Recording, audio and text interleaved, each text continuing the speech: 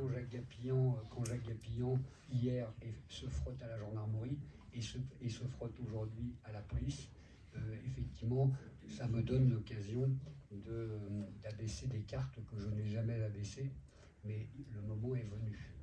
Voilà. La décoration de la Grande Croix de la Légion d'honneur au président ukrainien,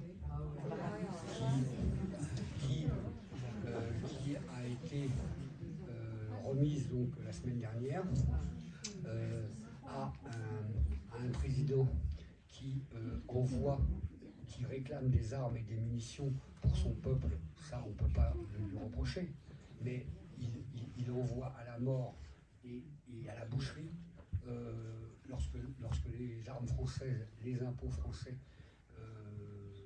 et les prélèvements de matériel sur les unités militaires françaises, qu'elles soient d'ailleurs en poste sur le territoire français ou ici en Savoie et Haute-Savoie, en tout cas cet envoi militaire, de matériel militaire, c'est au service des soldats ukrainiens, lesquels actuellement subissent des bombardements entre 1 à 20 et 1 à 50, c'est-à-dire qu'ils envoient un obus quand ils en reçoivent 50, dans les pires endroits.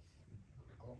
Donc il y a une responsabilité quand même certaine de la France qui devait garantir les accords de Minsk. J'attire votre attention sur le fait que personne n'en parle, mais on va en parler en Savoie. Et je compte sur vous pour en mesurer l'importance et en diffuser. L'idée, c'est vraiment très important. Dès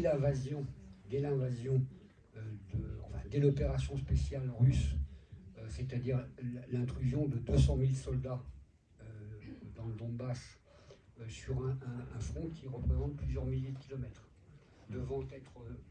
cela devant être militairement mis en parallèle avec la présence de plus de 200 000 soldats français en 1859 au moment de l'annexion. 200 000 soldats français, c'est-à-dire autant que des soldats russes actuellement ont envahi le Donbass, avec une différence près, c'est que ces 200 000 soldats russes ont été répartis sur un front de plusieurs milliers de kilomètres, je crois presque 3 000, tandis qu'en 1859, c'est 200 000 soldats français sur les deux départements. Qui ne comptent que 450 000 habitants, c'est-à-dire quasiment un soldat français en armes par couple. D'accord ?